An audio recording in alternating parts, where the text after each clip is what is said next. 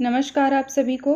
ये मेरे द्वारा मैथ्स का TLM तैयार किया गया है जो कि 3D ज्यामितीय आकृतियों का TLM है।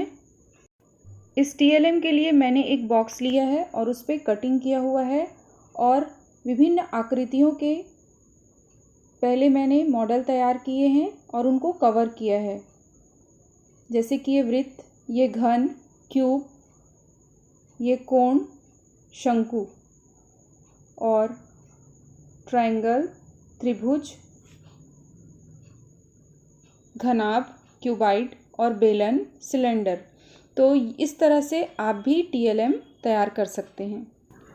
इस TLM के द्वारा हम आकृतियों का आसानी से इडेज, किनारे, फेस, फलक और वर्टेक्स, शीर्ष बता सकते हैं। त्रिविमीय आकृतियों से मतलब 3 विमाएँ होती हैं, उसमें लंबाई, चौड़ाई और ऊंचाई। आइए अब हम वृत्त को देखते हैं। वृत्त में एक कवर्ड फेस या फलक होता है।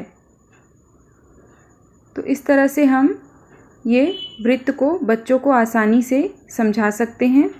इसके बाद हम घन या क्यूब को देखेंगे।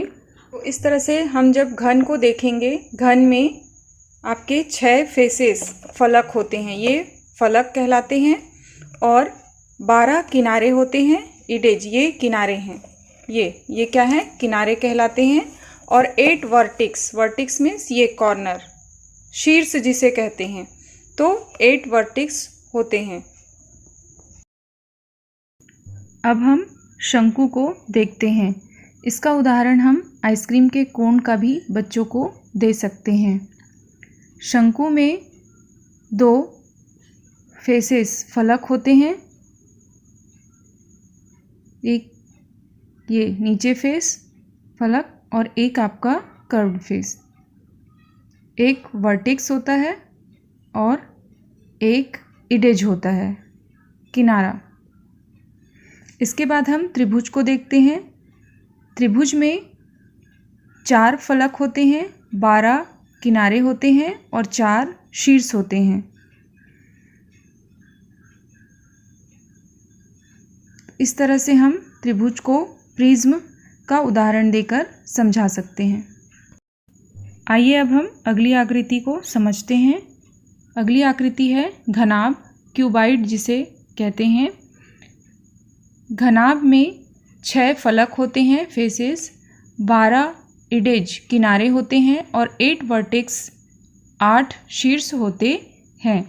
इसका हम उदाहरण माचिस की डिब्बे के द्वारा दे सकते हैं और साथ ही और भी ऐसे क्यूबाइड का उदाहरण हम दे सकते हैं। अगली आकृति है बेलन, सिलेंडर। इसमें 3 फलक होते हैं, एक ऊपर, एक नीचे और एक बीच का फलक। और इसके बाद इसमें 2 किनारे होते हैं, 2 इडेज, ये किनारे, और इस पे वर्टेक्स नहीं होता है। तो इस तरह से हम इन त्रिविमीय आकृतियों को इस मॉडल के माध्यम से बच्चों को अच्छे से समझा सकते हैं। तो प्लीज़ मेरे चैनल को लाइक, शेयर और सब्सक्राइब ज़रूर करें। धन्यवाद।